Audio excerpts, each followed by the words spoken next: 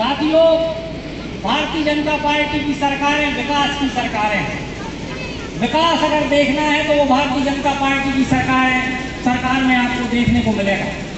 हमारे पंडित दीनदयाल उपाध्याय जो भारतीय जनता पार्टी के संस्थापक हुए, उन्होंने जो नियम बनाए, उन्होंने उसमें कहा कि जो सबसे पीछे है, जो सबसे नीचे है, जो सबसे पीछे, जो सबसे दुखी है, वो हमारा नारायण है और उस दरिद्र नारायण की सेवा करना हमारा कर्तव्य होना चाहिए। इस प्रकार के नियम हमारे मनीषी बना के गए हैं। इसलिए जब जब भारतीय जनता पार्टी की सरकारें बनती है, गरीब के हित की हम बात करते हैं, गरीब के हित की योजनाएं हम बनाते हैं। चाहे 1 रुपये किलो गेहूं की बात हो, 1 रुपये किलो चावल की बात हो, 1 रुपये किलो नमक की बात हो, अस्पताल में चले जाओ तो दवाइयाँ free, medical checkup free, dialysis free. और मोदी जी ने कहा कि गरीबों को हम पक्का मकान बना के देंगे, मकान भी फ्री देने का काम करने का काम हमारे देश के प्रधानमंत्री माननीय नरेंद्र मोदी जी कर रहे हैं। देश को सशक्त बनाने का काम अगर कोई कर रहा है तो देश के प्रधानमंत्री माननीय नरेंद्र मोदी जी कर रहे हैं। भारतीय जनता पार्टी के सरकार का एक सपना है, भारतीय जनता पार्टी की सरकारों का एक सिद्धांत है। माननीय नरेंद्र मोदी एक सिद्धांत को लेकर काम कर रहे हैं। उन्होंने कहा है कि मेरा सपना है कि देश फिर से विश्व गुरु बनना चाहिए। माननीय मोदी जी ने कहा कि देश क्रमांक 1 का देश बनना चाहिए। माननीय मोदी जी ने कहा कि देश इतना ताकतवर देश बनना चाहिए कि दुनिया की कोई ताकत हिंदुस्तान की तरफ नजर उठा के ना देख सके। ऐसे सक्षम और समर्थ भारत की कल्पना देश के प्रधानमंत्री माननीय नरेंद्र मोदी जी ने की है। आज पाकिस्तान अगर हमारी बॉर्डर में घुसता है तो आज 56 इंच का सीना लिए हुए माननीय नरेंद्र मोदी जी सेना को आदेश थमा देते हैं और घर में घुसकर मारने का काम करते हैं।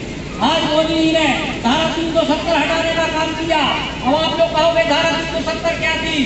धारा 370 थी तो वहाँ आतंकवादी बनते थे, धारा 370 थी तो वहाँ अलगाववादी बनते थे, धारा 370 थी तो कश्मीर की धरती पर पाकिस्तान जिंदाबाद के नारे लगाए जाते थे, धारा 370 थी तो वहाँ नारे लगते थे कि अफजल हम शर्मिंदा हैं, तेरे कातिल जिंदा है। अफजल गुरु कौन? अफजल गुरु वो आतंकवादी जिसने भारत की संसद पर हमला किया और उस आतंकवादी को पकड़कर जब भारत की सरकार ने फांसी के फंदे पर लटका दिया तो उस आतंकवादी के समर्थन में कश्मीर की धरती पर नारे लगे कि अफजल हम शर्मिंदा है, तेरे कातिल जिंदा है। वहाँ नारे लगे तो तुम कितने अफजल मारोगे, हर घर से अफजल निकलेगा। मोदी जी ने धारा 370 हटा दी और कहा हर घर में घुसकर मारेंगे। मोदी जी ने धारा 370 हटा दी और कहा हर घर में घुसकर मारेंगे, जिस घर से अफजल निकलेगा और जो हिंद को पाक बनाएगा तो भगत सिंह भी निकलेगा।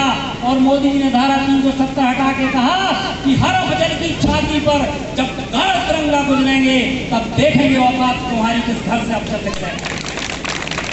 ये काम करके देश के प्रधानमंत्री माननीय नरेंद्र मोदी जी ने दिखाया है। आज सीना चौड़ा हो गया।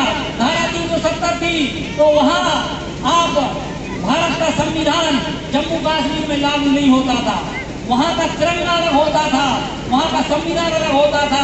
मोदी जी ने धारा 370 हटा दी और सेना को आदेश थमा दिया कि घाटी गैर नहीं होगी और जहाँ तिरंगा नहीं मिलेगा उनकी खैर नहीं होगी। ये काम करके देश के प्रधानमंत्री माननीय नरेंद्र मोदी जी ने दिखाया है। दूसरा बहुत बड़ा मुद्दा, हमारे गुलाब साहब बैठे हैं, हम लोग बहुत बड़ा मुद्दा लेके जाते थे, गाँव जाते थे, अलग जगाते थे, जाकर का मंत्र फूकते थे और कहा करते थे कि रामलला हम आएंगे, मंदिर वहीं बनाएंगे। तो एक कांग्रेस के लोग मंचों पर जाया करते थे और हमारा मजाक उड़ाया करते थे, कहते थे कि भारतीय जनता पार्टी केवल हिंदुओं का वोट लेने के लिए राम मंदिर की बात करती है, भारतीय जनता पार्टी के लोग कभी राम मंदिर बनवाने वाले नहीं हैं। वो मंचों पर जाया करते थे, हमारा मजाक उड़ाया करते थे और कहा करते थे कि भारतीय जनता पार्टी के लोग झूठ बोलते हैं कि रामलला हम आएंगे, मंदिर वहीं बनाएंगे, लेकिन तारीख नहीं बताएंगे।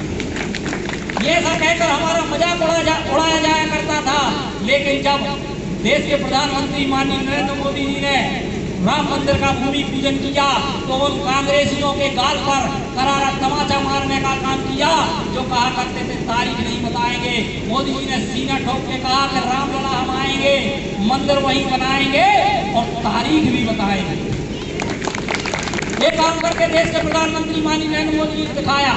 उस समय हम लोग नारा लगाते थे क्या नारा लगाते थे कि रामलला हम आएंगे मंदिर वहीं बनाएंगे। लेकिन अब क्या करेंगे, मंदिर तो वहीं बन रहा है लेकिन मंदिर कैसा बनाएंगे, भव्य बनाएंगे। तो मैं कहूँगा रामलला हम आएंगे, आप लोग दोनों हाथ उठा के कहेंगे मंदिर भव्य बनाएंगे। रामलला हम आएंगे। देखो भैया का सबके हाथ नहीं उठ रहे, मंदिर नहीं जाएगा, भव्य मंदिर बनने है ना, ताकत के साथ जरा घूम जाए, पूरी चोलाई को पता चल जाए, तो घाटियों को पता चल जाए, तो सारा को पता चल जाए, तो राम भक्त मंदिर बनाने के लिए दिए हैं।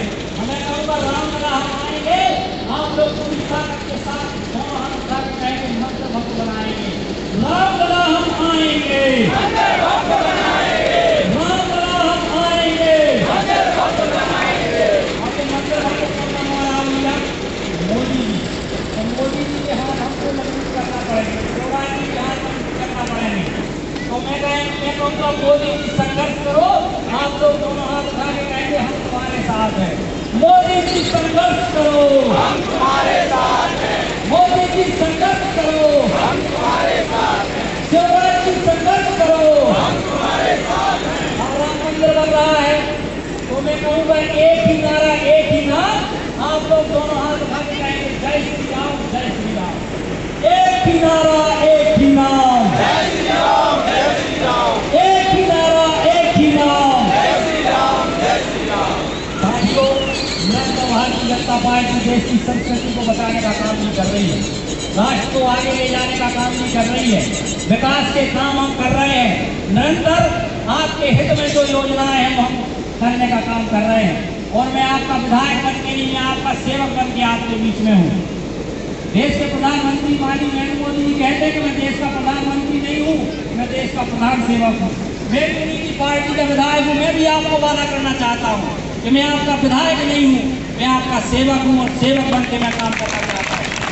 और आप सबका आशीर्वाद मुझे बना रहा तो मैं वादा करता हूँ कि इस क्षेत्र की हर समस्या को मैं निदान करके बताऊंगा, हर समस्या को सॉल्व करने का मेरा दायित्व है। जो भी आपकी समस्याएं हो तो आप समस्या लेकर मेरे पास आइए। मैं आपके पास नहीं आ पाता, नोटा दूर नहीं है, आप आइए, समस्याएं लेकर आइए, आपकी समस्या सुलझाने का काम ये सेवक आपका करेगा। इतनी ही बात कहकर मैं अपनी वाणी को विराम देता हूँ। बोले भारत माता की, भारत माता की।